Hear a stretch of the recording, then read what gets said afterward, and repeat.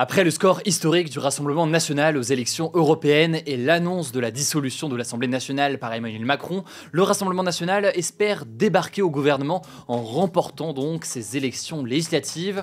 Or, la situation est réellement inédite, avec là aussi des alliances historiques qui font vivement réagir. On va donc voir tout cela ensemble. Salut, c'est Hugo, j'espère que vous allez bien, c'est le sujet à la une des actualités du jour. Et au passage, on parlera de l'alliance à gauche rapidement juste après, mais on l'analysera plus en détail un peu plus tard dans la semaine, au vu de l'actualité aujourd'hui et notamment l'annonce du côté du parti Les Républicains. On se concentre aujourd'hui sur la question du RN, en attendant donc l'analyse des autres sujets. Nous sommes prêts à exercer le pouvoir si les Français nous font confiance. Ces mots, ce sont ceux de Marine Le Pen, après qu'Emmanuel Macron a dissous l'Assemblée nationale ce dimanche. Le RN affirmant aussi que Jordan Bardella serait leur Premier ministre en cas de victoire de leur parti aux élections législatives. Cette dissolution a été d'ailleurs demandée depuis des semaines par Jordan Bardella en cas de victoire de son parti aux élections européennes. Alors, avec 31,47% des voix selon les résultats officiels communiqués par le ministère de l'Intérieur, le RN sort donc largement vainqueur de ces élections, et même si les élections législatives ne fonctionnent pas comme les européennes, parce que c'est des élections locales, avec donc des candidats à chaque fois à l'échelle locale, parce que aussi c'est une élection en 2 tours, alors que les européennes c'était une élection en 1 tour et à la proportionnelle. Là-dessus on aura l'occasion d'en reparler. Mais même si donc les modes de scrutin ne sont pas les mêmes, eh bien en réalité le Rassemblement national a de réelles chances de l'emporter le 7 juillet, soir donc du second tour. Et pour maximiser ses chances de victoire, le Rassemblement national a donc décidé de s'ouvrir à d'autres mouvements politiques pour constituer une large coalition.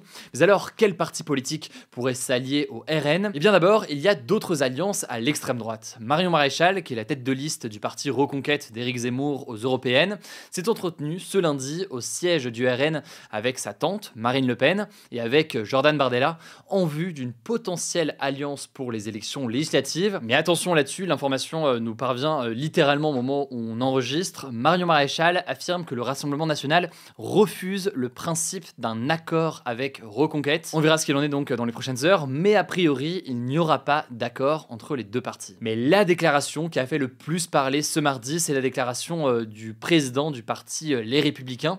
Il s'appelle donc Éric Ciotti et en direct au journal de TF1 de 13h, il a déclaré souhaiter une alliance entre les Républicains et le Rassemblement national. Et il a indiqué avoir discuté de cette alliance avec Jordan Bardella et Marine Le Pen. Il a aussi réaffirmé que les Républicains ne feront jamais d'alliance avec la majorité présidentielle et donc avec le camp d'Emmanuel Macron. En fait, selon lui, son parti Les Républicains n'est pas en capacité de contrer seul le camp d'Emmanuel Macron ou alors celui de la gauche. Et donc, Éric Ciotti affirme que les Républicains a besoin, je cite, d'une alliance avec le RN.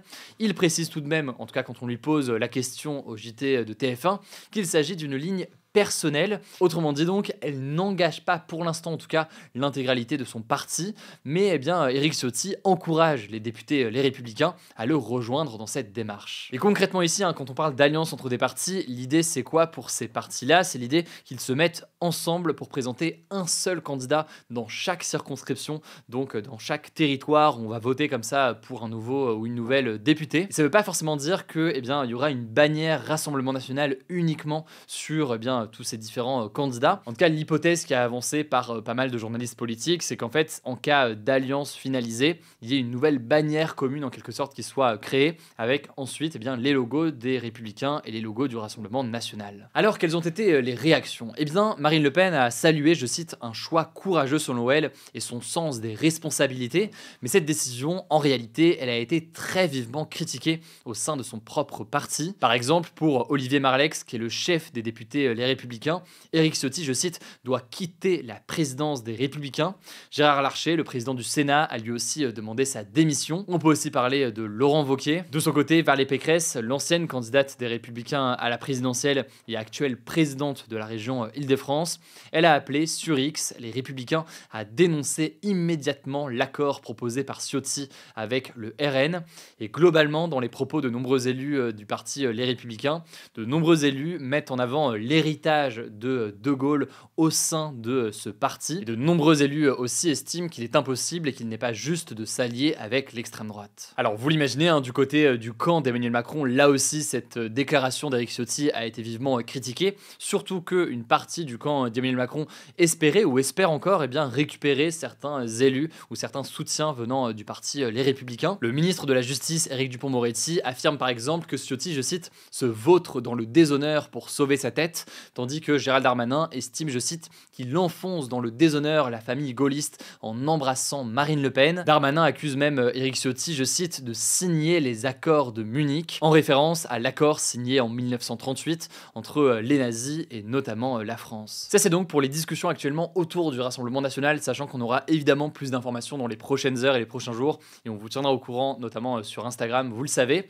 Mais au-delà donc de la situation autour du Rassemblement national, il y a aussi des discussions au sein de la gauche, avec des partis de gauche qui déclarent s'inquiéter soit d'un risque de victoire à nouveau du camp d'Emmanuel Macron, soit d'une victoire de l'extrême droite. Les représentants de la France Insoumise, du Parti Socialiste, de Place Publique, du Parti Communiste ou encore d'Europe Écologie Les Verts se sont réunis donc pour fonder lundi soir une nouvelle alliance appelée le Front Populaire, un nom qui vient donc en référence au Front Populaire de 1936. Ils ont par ailleurs rejoint l'appel des syndicats à manifester ce week-end, un appel qui a été lancé hier, et ce alors que tous les jours maintenant depuis dimanche, des manifestations sont organisées dans plusieurs villes de France et notamment à Paris pour une union des gauches et contre l'extrême droite. Mais là aussi, on peut voir que ce n'est pas tout à fait gagné, puisque même s'il y a donc ce communiqué commun qui a été publié et cette annonce qui a été faite hier soir, Raphaël Glucksmann, qui était donc la tête de liste de Place Publique et du PS aux élections européennes, semble avoir pris dans une déclaration une forme de distance avec ce communiqué commun. Ce qui est sûr donc, c'est que même s'il y a eu une annonce commune hier soir, vous l'avez suivi, les discussions se poursuivent. Du côté d'Emmanuel Macron, il va donner une conférence de presse ce mercredi à la mi-journée et il a indiqué qu'il donnerait 3 interventions par semaine jusqu'aux élections. Enfin, dernier élément que je veux vous donner comme information pour aujourd'hui, puisque vous êtes beaucoup à poser la question, il est trop tard pour s'inscrire sur les listes électorales pour voter aux élections législatives qui auront donc lieu le 30 juin pour le premier tour et le 7 juillet pour le second tour. Mais par contre, ce qu'on peut noter, et c'est très important, c'est que si vous avez déjà voté à une élection ou si vous avez effectué votre recensement à 16 ans, un recensement qui en théorie est obligatoire, vous êtes normalement inscrit sur les listes électorales. La question à ce moment-là, c'est de savoir où est-ce que vous êtes inscrit, en gros, où est votre bureau de vote pour aller voter. Pour voir tout ça, je vous mets un lien directement en description. On a aussi fait une vidéo explicative sur Instagram, sur Hugo Décrypte, sur Insta pour mieux comprendre tout ça. Et enfin, dernier élément, parce que là aussi vous êtes beaucoup à poser la question, si vous ne pouvez pas vous déplacer à votre bureau de vote parce que, je sais pas, vous vivez dans une autre ville et vous n'avez pas changé ou autre, vous pouvez faire une procuration pour qu'une personne se déplace à votre place dans votre bureau de vote. Là aussi, je vous mets un lien en description pour faire tout ça, c'est relativement facile à faire. Et enfin, dernier élément à avoir en tête, parce que je sais que la question revient souvent, pour voter, il n'y a pas besoin de carte électorale. Il faut simplement que vous soyez inscrit, donc là vous pouvez vérifier, mais il n'y a pas besoin du petit papier de carte électorale, il suffit simplement d'avoir une pièce d'identité pour aller voter. Je vous mets des liens en tout cas en description pour en savoir plus. Je vous laisse avec Blanche pour les actualités en bref et je reviens juste après. Merci Hugo et bonjour à tous. On commence avec cette actu. On en parlait hier et c'est donc officiel. Le Conseil de sécurité de l'ONU a adopté ce lundi soir la résolution américaine appelant à un cessez-le-feu immédiat entre Israël et le Hamas dans la bande de Gaza. Le Conseil de sécurité, c'est la plus grande instance de l'ONU. Il a pour rôle principal de maintenir la paix et la sécurité internationale en prenant des décisions contraignantes comme imposer des sanctions ou autoriser des interventions militaires. Cette résolution, basée sur le plan présenté fin mai par le président américain Joe Biden, prévoit notamment dans une première phase un arrêt des combats de 6 semaines accompagné d'un retrait israélien des zones densément peuplées à Gaza. Le plan évoque à terme la libération de tous les otages enlevés lors de l'attaque du Hamas en échange de prisonniers palestiniens détenus par Israël. Les résolutions du Conseil de sécurité de l'ONU sont l'expression formelle de l'opinion ou de la volonté des membres de l'ONU. Tous les États membres, dont Israël, sont donc tenus de mettre en œuvre les décisions du Conseil de sécurité. Selon les États-Unis, cette proposition avait été acceptée par Israël, tout en sachant que le Premier ministre israélien Benjamin Netanyahou a tout de même répété son envie de poursuivre la guerre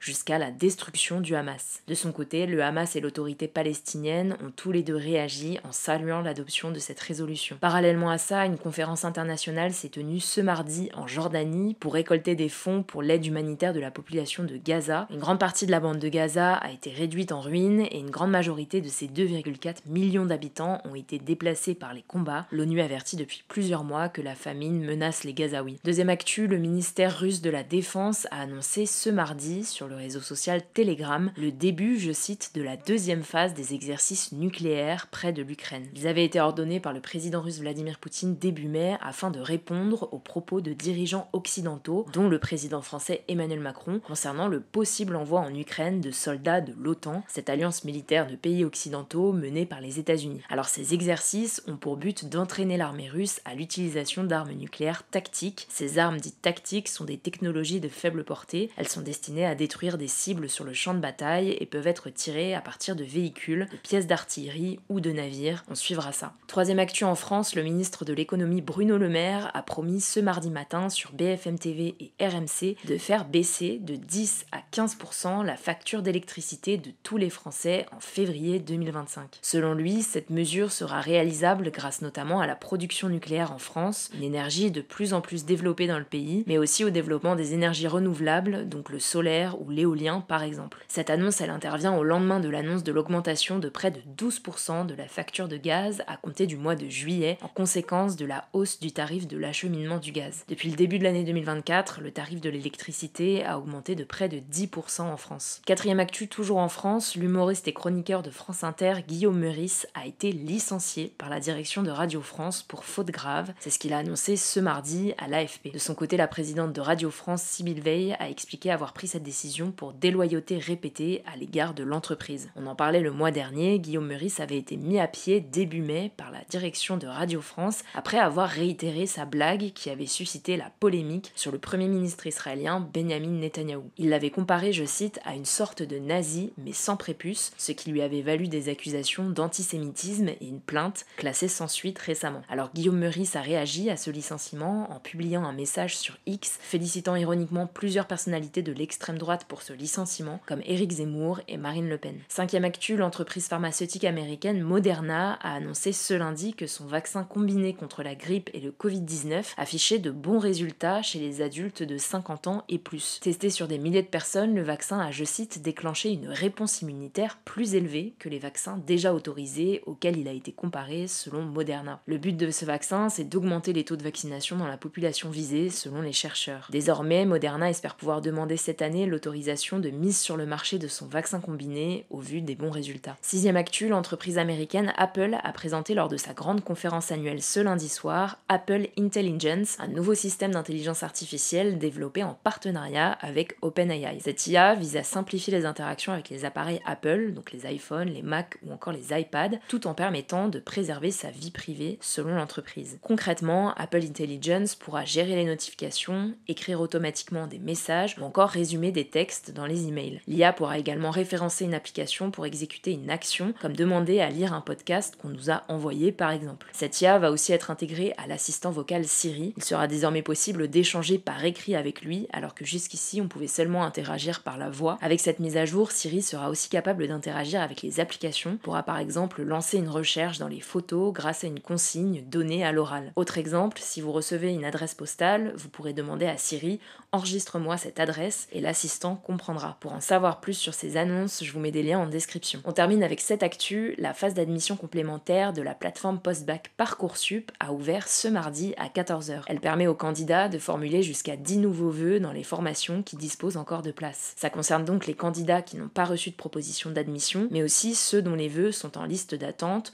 ou encore les candidats qui ont déjà accepté une proposition d'admission en phase principale, mais qui souhaitent formuler de nouveaux vœux. Cette phase complémentaire est ouverte jusqu'au 12 septembre et elle n'impacte en rien la phase d'admission principale qui se terminera le 12 juillet. Merci beaucoup Blanche pour ces actualités en bref. Pour plus d'actualités, du coup, je voulais dire, rendez-vous directement sur Instagram. Le nom du compte, c'est Hugo Décrypte. Prenez soin de vous, prenez soin de nos proches, et puis on se dit à demain pour une nouvelle vidéo.